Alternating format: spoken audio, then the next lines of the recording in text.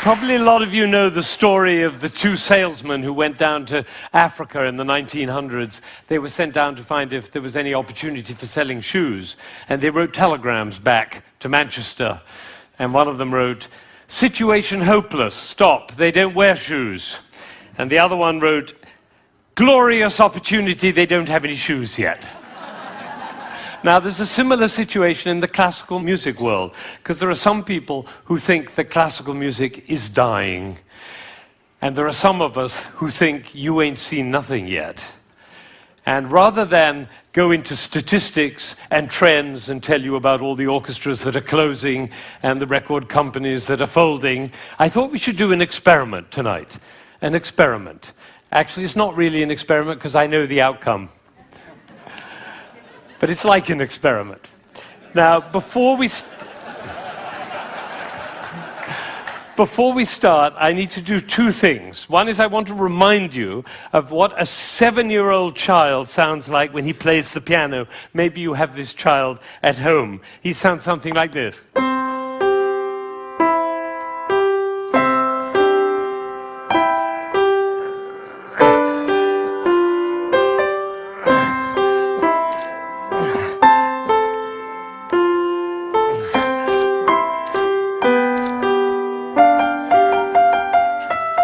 I see some of you recognize this child. Now, if he practices for a year and takes lessons, he's now 8 and he sounds like this. And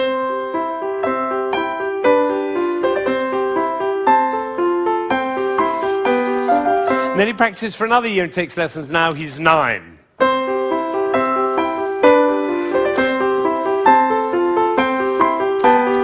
And then he practices for another year and takes lessons, now he's 10.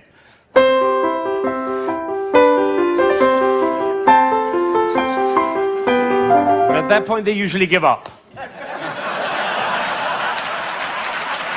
Now, if he'd waited for one more year, you would have heard this.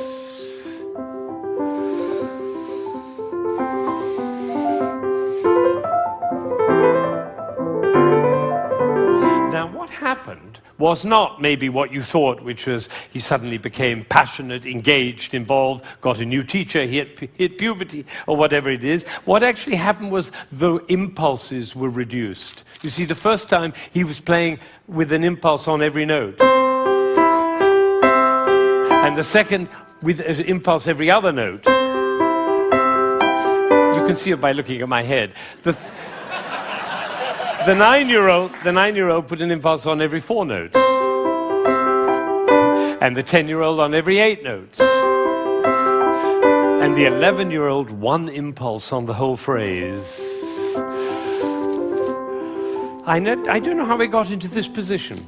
I didn't say I'm going to move my shoulder over, move my body. No, the music pushed me over, which is why I call it one buttock playing. Can be the other buttock. You know, a gentleman was once watching a presentation I was doing, and I was working with a young pianist. He was the president of a corporation in Ohio. And I was working with this young pianist, and I said, the trouble with you is you're a 2-buttock player. You should be a 1-buttock player. And I moved his body like that while he was playing. Suddenly the music took off. Took flight. There was a gasp in the audience when they heard the difference. And then I got a letter from this gentleman. He said, I was so moved, I went back and I transformed my entire company into a 1-buttock company. Now, the other thing I want to do is to tell you about you. There are 1,600 people, I believe. My estimation is that probably 45 of you are absolutely passionate about classical music. You adore classical music. Your FM is always on that classical dial. And you have CDs in your car, and you go to the symphony, and your children are playing instruments. You can't imagine your life without classical music. That's the first group. It's quite a small group. Then there's another group, bigger group. These are the people who don't mind classical music. You know, you come home from a long day and you take a glass of wine and you put your feet up, a little Vivaldi in the background doesn't do any harm. Right? That's the second group. Now comes the third group. These are the people who never listen to classical music. It's just simply not part of your life. You might hear it like secondhand smoke at the airport, but and maybe a little bit of a march from Aida when you come into the hall, but otherwise you never hear it. That's probably the largest group of all. And then there's a very small group. These are the people who think they're tone deaf. amazing number of people think they're tone deaf. Actually, I hear a lot, my husband is tone deaf. Actually, you cannot be tone deaf. Nobody is tone deaf. If you were tone deaf, you couldn't change the gears on your car in a stick-shift car. You couldn't tell the difference between somebody from Texas and somebody from Rome. And the telephone. If your mother calls on their miserable telephone, she calls and says hello. You not only know who it is, you know what mood she's in. You have a fantastic ear. Everybody has a fantastic ear. So nobody is tone deaf. But I tell you what, it doesn't work for me to go on with this thing with such a wide gulf between those who understand, love, and passionate about classical music and those who have no relationship to it at all. The tone deaf people, they're no longer here. But even between those three categories, it's too wide a gulf. So I'm not going to go on until every single person in this room, downstairs and in Aspen, and everybody else looking, will come to love and understand classical music. So that's what we're going to do. Now, you notice that there is not the slightest doubt in my mind that this is going to work, if you look at my face, right? It's one of the characteristics of a leader that he not doubt for one moment the capacity of the people he's leading to realize whatever he's dreaming. Imagine if Martin Luther King had said, "I have a dream!" Of course, I'm not sure they'll be up to it. All right, so I'm going to take a piece of Chopin. This is a beautiful prelude by Chopin. Some of you will know it.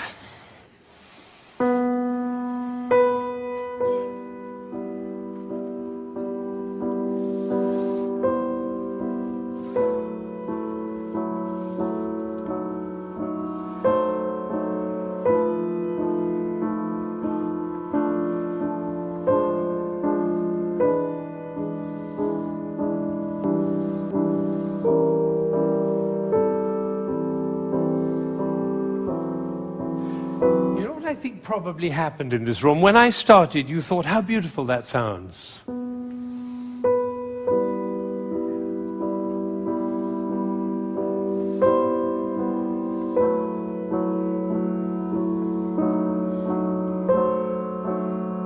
I don't think we should go to the same place for our summer holidays next year. It's funny, isn't it?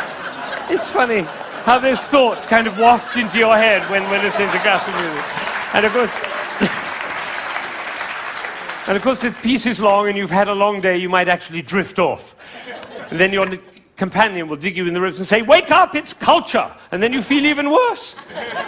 But has it ever occurred to you that the reason you feel sleepy in classical music is not because of you, but because of us?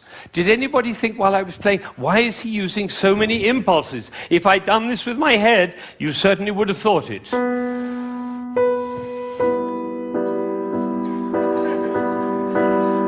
And for the rest of your life, every time you hear classical music, you'll always be able to know if you hear those impulses. So let's see what's really going on here. We have a B. This is a B. The next note is a C. And the job of the C is to make the B sad. And it does, doesn't it? Composers know that. If they want sad music, they just play those two notes.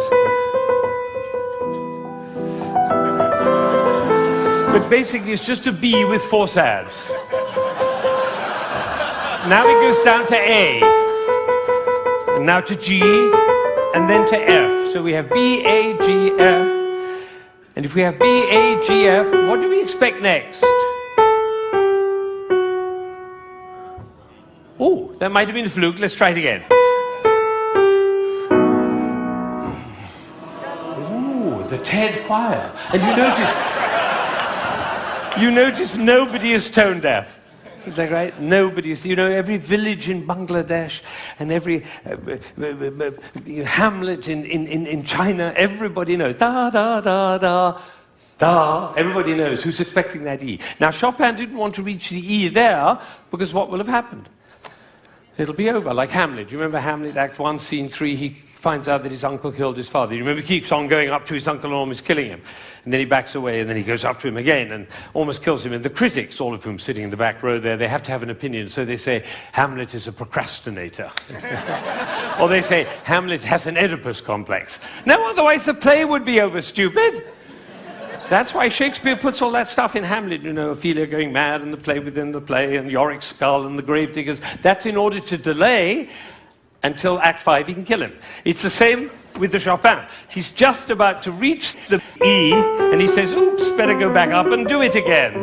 So he does it again. Now he gets excited. That's excitement, you don't have to worry about it. Now he gets to F sharp and finally he goes down to E. But it's the wrong chord.